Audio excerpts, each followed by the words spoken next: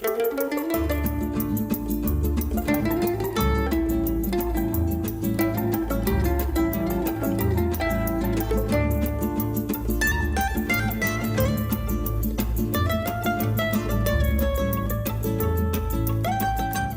I'm Jeannie Patel Thompson from listentoyourhorse.com, and I went out to the pasture a few days ago with a film crew from Arizona. They were shooting a video series on change makers who are also connected to and represent nature in their work, and so they asked me to be one of the subjects. So I said sure, and based on your theme, why don't we go shoot out at the horse pasture? And they loved that idea. So we headed out there, and they really looked forward to the chance to interact with the horses. None of them had actually had any contact with horses before, which really excited me because I love to see non-horse people just perceiving horses as beings and seeing how they relate to them and how they respond to their body language and their cues and all the rest of it. So anyway, the interviewer is a woman named Katie Hess. She runs a company that she gathers and manufactures flower essences. So these are drops that go under your tongue. This one's a spray that you spray around yourself or in your room. And this one is like a little roll-on perfume thing. So I also said, well, I would like to see how the horses respond to flower essences. And because like this one is called Joy Juice. This one is for inner peace. This one is for balancing the feminine and masculine energy. So I thought, what if she goes with a few of them and then offers them to the horses, and will they choose? Like, what will their interest level be? So anyway, I'll just tell you one brief story about what happened. She had a couple of these roll-ons, and she put one on one wrist and then the other one on the other. And the one, I can't even remember I can't remember, one of them was something and the other one was love. Deep love and acceptance. And my Belgian mare, Odelina, went straight for the love and acceptance one. And she just put her nose right over it and she went, and her eyes half closed, and she just stood there breathing in this essence. And I could tell, wow, she's really taking it in on some deeper level. So later on in the day, we came back from shooting because we'd gone across the creek where the horses couldn't interfere with the tripods to shoot the videos that they wanted.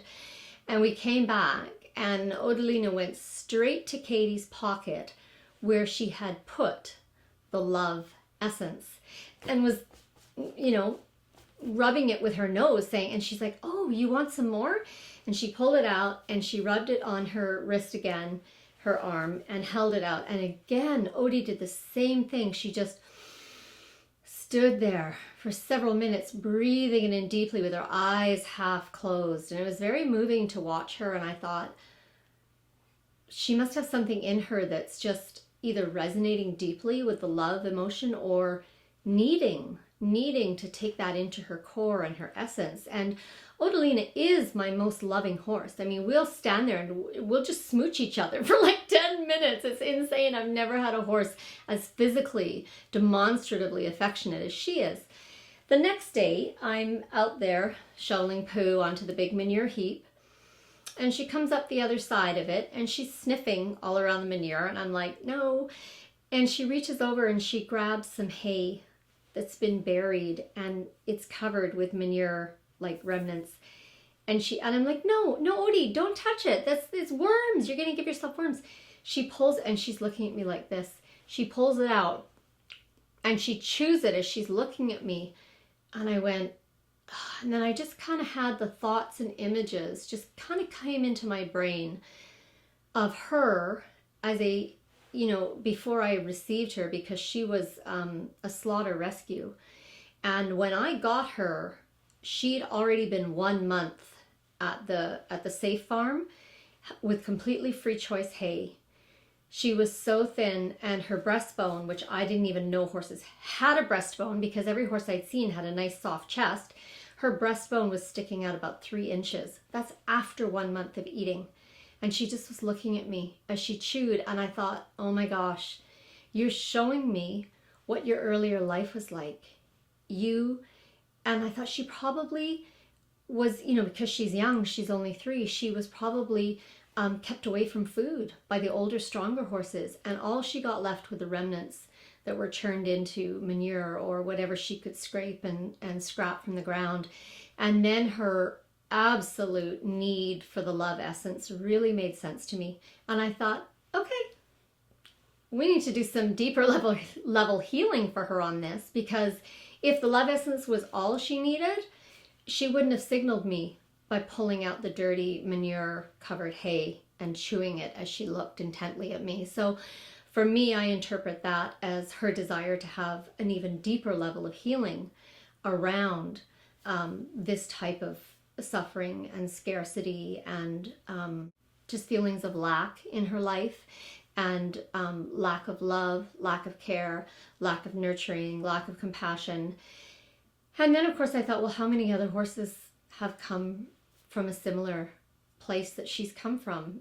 Probably a lot. And when you look at bullying behavior, where a horse keeps driving other horses away and is so protective of their food, well, what causes that? Because wild horses, if you watch any of the wild herd videos, they don't do that to each other. It's domestic horses that do that. And I believe it's because they are coming from a place of scarcity. I think if we can understand that it comes from a place of pain and fear, and then if we can do some EFT mind-body tapping to get the horse healed from that history, from that past, from that trauma, then our horses will reach just a whole deeper level of peace and relaxation, and we'll probably start to be able to give and receive even more love. So anyway, that's why I'm doing the video for you guys instead of just going out to the barn and doing it by myself with Odie. And the great thing about EFT, because it's an energetic mind-body therapist, and I am a trained therapist, you don't need to have the person even in the room with you, because it is energetic. And so we set it up, and you can link to any horse that you want to do this tapping for. And so what you do is you just follow the tapping points as I demonstrate them for you. And these are the acupuncture points, so they work along the meridian lines. But instead of sticking needles in, we're just tapping. And as we tap, we speak. And so we get a mind-body, energetic body interface happening. It's tremendously healing. I use it for my human healing readers all the time, my viewers and readers and followers, and I use it for myself, I use it for my family, I use it for my animals. It's just a truly transformative technique. So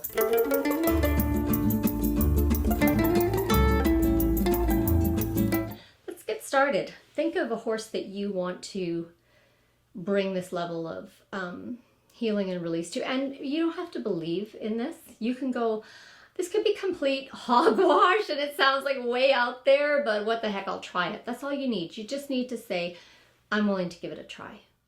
So close your eyes. Take a deep breath.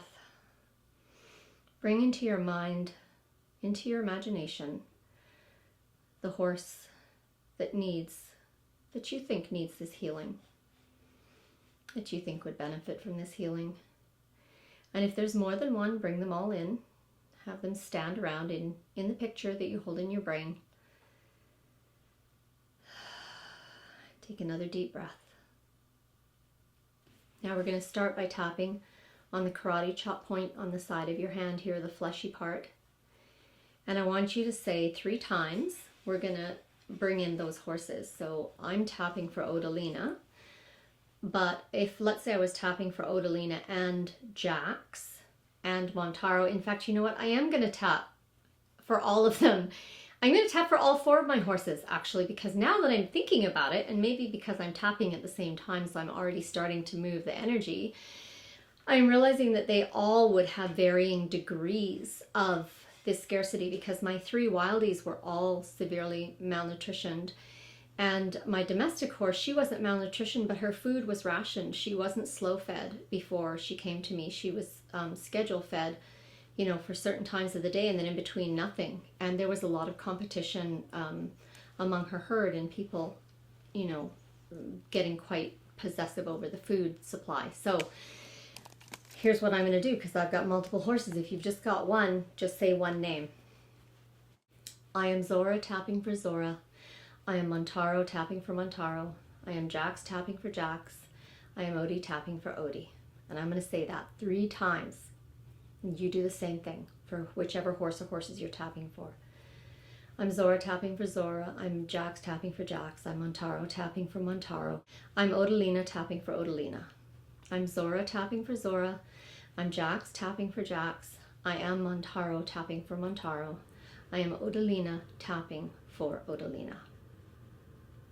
Okay, and we're going to keep going on the side of your hand. And if this side gets sore or whatever, you can switch to the other side. You can also massage it, and you can also just press lightly on it. Okay.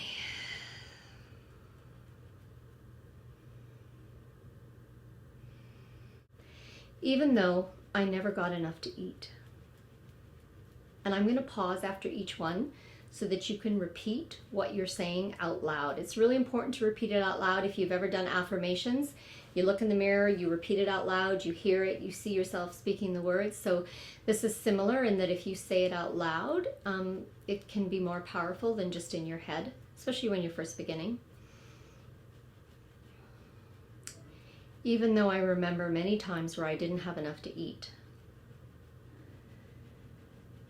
And even though I remember many times where I wondered if there would ever be enough to eat. And even though I was pushed off my food many, many times. And even though other horses got more to eat than I did. Many, many times. Nonetheless, I deeply and completely love and accept myself anyway. Even though my life has been hard. Even though my life has not been free.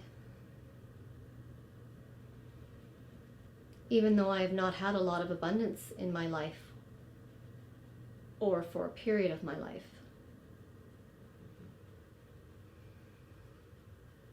Even though there were times I was in despair. Even though I had times of great loneliness. Even though there were times that nobody loved me. Not other horses. No humans. Maybe no beings. Just me.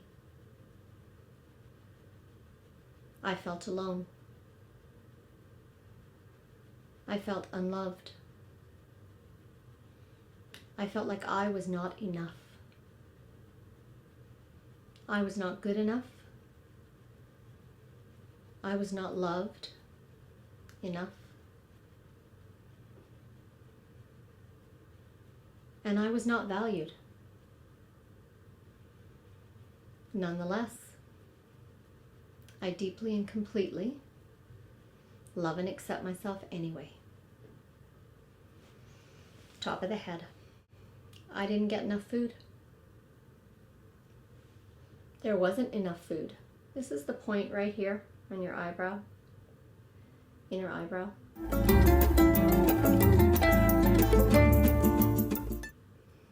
Outside of the eye on the bone, there wasn't enough food. Under the eye on the bone, I didn't get enough food. Under the nose, I was often hungry. Between the cheek, my tummy hurt a lot. And now there's the collarbone right here. We're going to go on those 2 points. Maybe none of us got enough food. And now we're going to go under the arm on both sides. This would be if you were wearing a bra where your bra strap would go. So instead of, you can go like this, like a monkey, but I don't like that. I prefer to cross like this and get the 2 points like this. We did not live in abundance. I did not live in abundance. And then right here, If you draw a line down from your nipples, right underneath, whether you're a man or a woman, right underneath your breast tissue, there's a rib here, right on there. My life was all about scarcity. And then tapping the two wrists together. Scarcity of food, scarcity of love, scarcity of peace, scarcity of safety. Top of the head. So much scarcity. The two inner eyebrow points. So little love. So little food. So little of what I needed to be really, truly me in the fullness and magnificence of my being. I did not have a safe place. I did not have a safe place where I was well fed. Where I was fed the way a horse who produces acid 24 hours a day needs to be fed. The acid burned at my insides. I had a lot of pain. Either there wasn't enough food, or my human didn't know, wasn't aware of horse physiology and how my body works. Maybe my human thought they were doing the best thing possible for me. Maybe my human thought they were doing everything they could for me.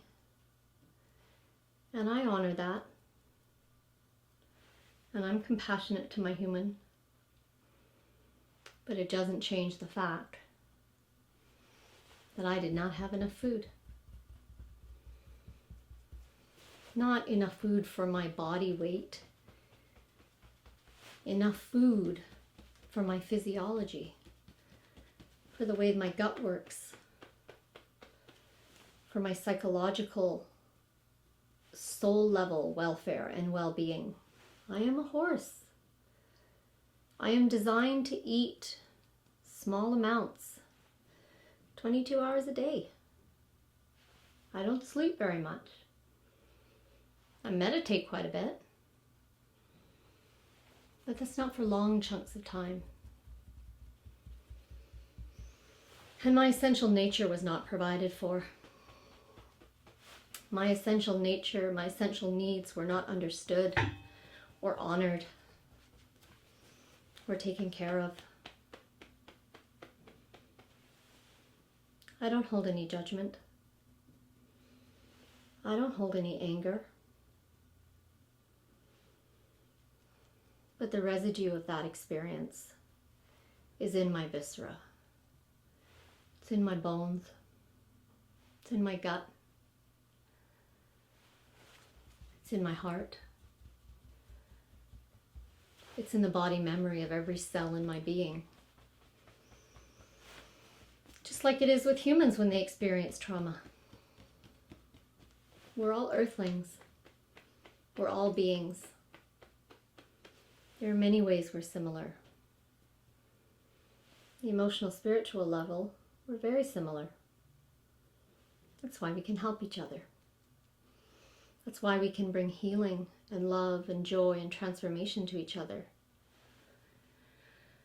And maybe, just maybe, I'm ready to let this experience go. Maybe, just maybe,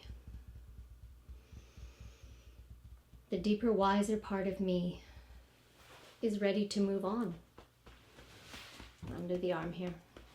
Is ready to move on from all of that scarcity, from all of that lack,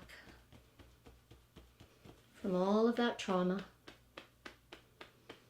from all of that pain. No, I'm not. We have to address the subconscious here. Part of the tapping process is you have your conscious mind, and then you have your subconscious mind, and you have the memory and the trauma that lives in the cells. So just trust me, follow along. We're going to wake our way through. It'll all make sense by the end. No, I'm not. I'm not ready to let that go. It's too big. It was part of my formative years. It's the foundation of my being, my essence, who I am in this world, the way I think about the world, how I move through this world. How can I just let that go? It's not even possible. It's not even physically possible. But what if it was? What if there was a tiniest slither of a possibility that maybe, just maybe, I could begin, not completely, not even a whole lot, but just a tiny beginning to opening myself, to letting go.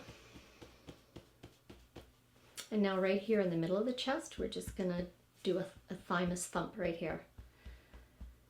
Maybe, just maybe, I could open to the tiniest slither of a possibility that I could let just a little bit of this trauma and scarcity go. Not much, not a whole lot, just a little bit, just to start. I could be open to the possibility of that. I could be open to the possibility of beginning the process of transformation. And maybe, just maybe, I could be open to the possibility of letting a little bit more love in to my heart of hearts, to my deepest soul, to the cells and tissues of my body. That might feel pretty good. That might feel really good. Maybe I could imagine that flower essence called love wafting all around me. Breathing it in. Breathing in love. Breathing in acceptance. Breathing in compassion for myself and my humans. Breathing in nurturing. Breathing in just a little bit more safety than I've had. That feels pretty good. I'm kind of liking the way that feels. I'm open to that. I think my mind, body, and spirit could open to that possibility.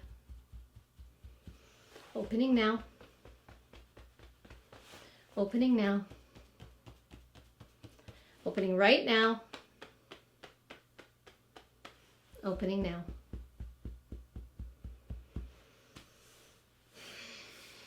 I'm going to close my eyes and connect with my horses.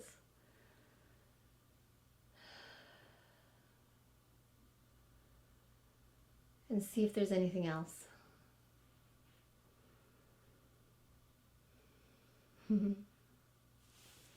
Top of the head. That feels really good. I'm liking this new reality. I'm liking these new possibilities. There's a part of me that just wants to leap forward into this new reality. There's a part of me that's still scared. It's okay. It's okay to be scared. It's okay to take my time. It's okay to move bit by bit, step by step. It's okay. I'm okay. Part of me feels really good. Part of me is a little wary, and it's okay. I'm open to it all. I'm open to the possibility of a new way of being in this world. A new level of safety in my cells and my tissue and my viscera. A new level of safety that I've never felt before. A new experience of love. I would really enjoy that. I would welcome that. I would like to open my heart wide right now to receive that love that this human is making possible for me right now, in this moment, in this time. Opening now. Opening my heart just a little bit. Whatever feels good to me. However much feels comfortable and safe and warm and nurturing of myself. Opening my heart just that amount. Opening now. Opening now. Opening to love. Opening to safety. Opening to nurturing. Opening to compassion for myself, for my journey, for my experiences.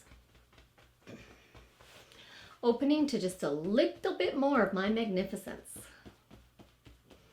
My magnificent, gorgeous self. Opening now.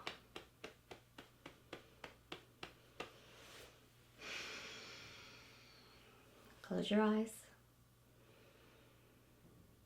Bring your horses into your mind.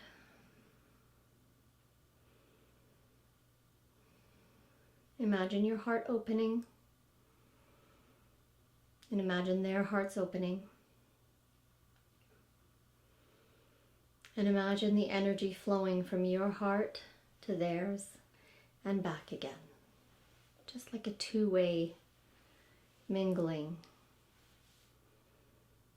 Kind of diffusing into each other. See your two hearts sinking into each other. Sharing love. How much, it doesn't matter.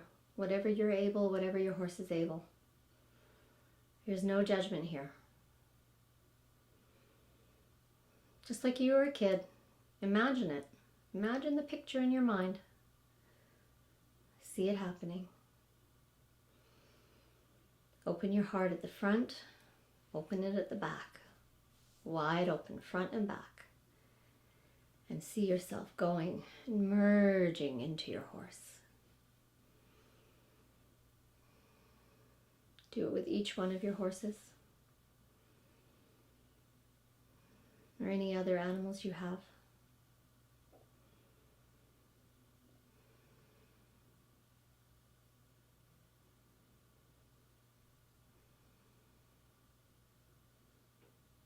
I hope that helped. Just be open. Notice what you notice. Sometimes the tapping can take a few days to work through. For yourself, go and get a big glass of water or herbal tea. Drink it. Whenever you work with the energy system, our bodies are 90% water. We're electrical beings. Our cells communicate using electrical impulses. So water facilitates all of that. So go get a big glass of water. Drink it down. Obviously your horses will have enough water so they can drink to integrate the work that we just did. And yeah, just notice over the next few days and few weeks, what comes up.